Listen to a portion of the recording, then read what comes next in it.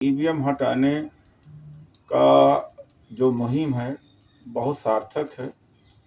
चाहे वो मुस्लिम्स और क्रिश्चियन के साथ में जो डिस्क्रिमिनेशन हो रहा है, नौकरियां खत्म हो रही हैं, और दलितों पिछड़ों के साथ तो हजारों वर्ष से होता ही रहा है।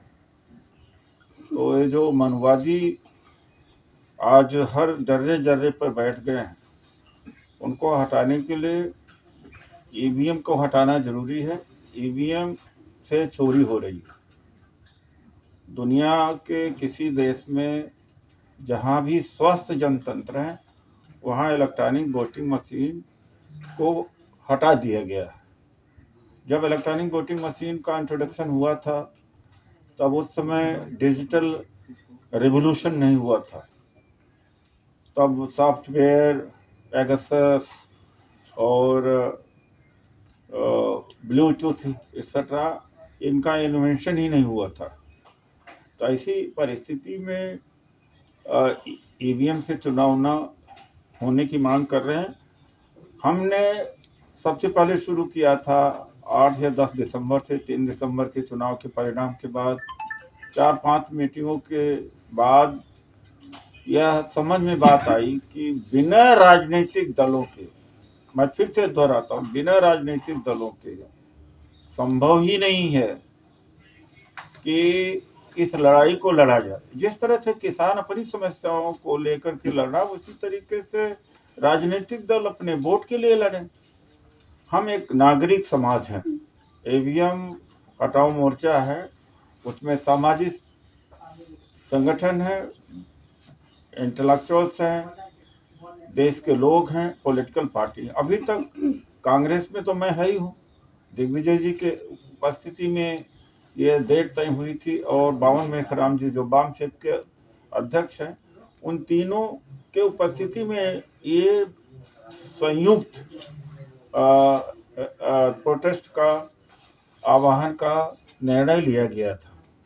अब इसमें सीपीआईएमएल के दीपांकर भट्टाचार्य भी शिरकत कर रहे हैं, और सीपीआई की डी राजा जी भी, सीपीएम के सीताराम येचुरी जी, और भी दलों के लोग इसमें शामिल हो रहे हैं, इंटेलेक्चुअल शामिल हो रहे हैं। अब मुझे लगता है कि कुछ हिलेगा। इलेक्शन कमीशन ऑफ इंडिया वो बीजेपी का एक इकाई हो गया है। 4 दिन पहले सुप्रीम कोर्ट में सुनवाई हुई, जिसमें प्रशांत भूषण, कपिल सिब्बल अपीयर हुए थे। सुप्रीम कोर्ट से भी हमें एक तरह से ना हो गया है, और ईवीएम के मामले में या उसी मामले में 3rd वीक ऑफ मार्च में सुनवाई के लिए लिस्ट किया गया। तब तक तो आचार संहिता लागू हो जाएगी, तो फिर ये कहा जाएगा कि अब तो आचार संहिता आ गई। तो जन आंदोलन, मैं आप लोगों से अपील करूंगा कि जो भी डेमोक्रेटिक फोर्सेस हैं, या जो किसानों की इस समय समस्या है, ये किसान लड़ाई लड़ रहे हैं, या जो कर्मचारी हैं जो ओपीएस की मांग कर रहे हैं, सभी के दुखों का इलाज ईवीएम हटाने की लड़ाई ही है। क्योंकि जब ये मशीनों से जीत के आएंगे तो महंगाई पर नहीं ध्यान देंगे, और न ही रोजगार के बारे में, न किसानों की समस्याओं का कोई निराकरण होगा, न कर्मचारियों को पुरानी पेंशन की वापसी, और न ही शिक्षा के मामले में। तो 22 फरवरी को, इसी 22 फरवरी को बड़े बड़े इस देश के नेता माननीय दिग्विजय जी, दीपक बाबरिया जी, कॉमरेड सीताराम, डी राजा जी, और शरद पवार जी, फारूक अब्दुल्ला जी, ये सभी इस मंच पर हैं। और यह कार्यक्रम DOM परिसंघ और वाम सेप, जिसके राष्ट्रीय अध्यक्ष बावन मेश्राम जी हैं, उनके द्वारा आयोजित किया गया। लेकिन ये मंच सबके लिए है, ये हमारा मंच नहीं है, खुला मंच है। तो मैं आह्वान करूंगा फिर से कि उस दिन इतनी बड़ी संख्या में लोग आए कि सरकार को मजबूर होना पड़े कि बैलेट पेपर से चुनाव हो। धन्यवाद। और सर दिल्ली में धारा 144 लगा दी गई है 12 मार्च तक, तो कैसे होगा आपका आंदोलन? ये तो अवरोध उत्पन्न होते हैं, करते ही रहते हैं, क्योंकि ये तो जैसे लगता है कि शत्रु देश के किसान हो। हम लोगों को भी शत्रु देश का व्यक्ति मान करके ऐसा रुकावट करने की कोशिश करेंगे, लेकिन हम अपने कार्यक्रम पर अड़े हैं। सर वही सवाल खड़ा हो रहा है कि बैलेट पेपर जिस नियम बंद किया गया था कि पहले लुट जाते थे बूथ के बूथ, आप लोग फिर दोबारा उसी पे जाना चाह रहे हैं? देखिए, ऐसे तो ईवीएम मशीन भी घरों में पकड़ी गई, उस समय चेतना नहीं थी, वो दौर था। आज तो सीसीटीवी कैमरा हर बूथ पे लगा है।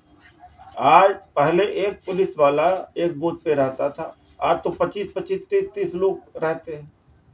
पहले सर्वेलेंस नहीं था, रोड नहीं हुआ करती थी, और मोबाइल नहीं हुआ करता था, वो दौर था। आज अगर कहीं बैलेट बॉक्स लूट जाए तो पूरे देश की खबर हो जाएगी, तो वो दौर अलग था।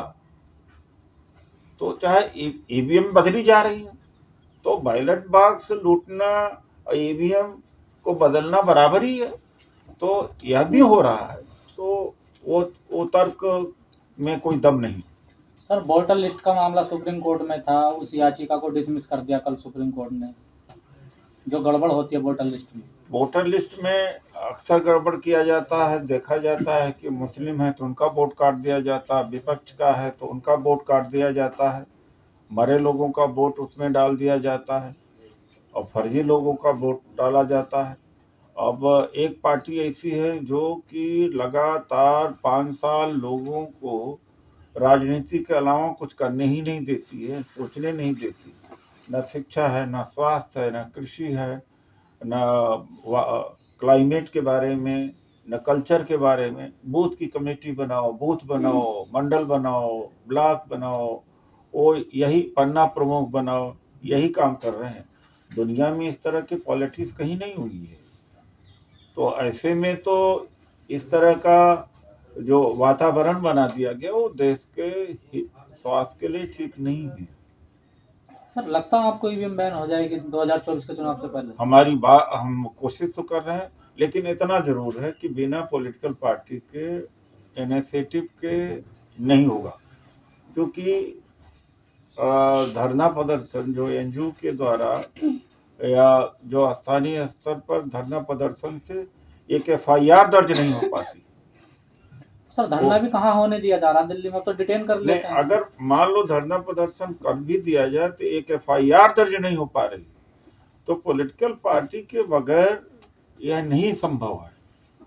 किसान आंदोलन से अपनी तुलना नहीं करना चाहिए, वो लंगर था, वो लंगर की ताकत और सिख की ताकत।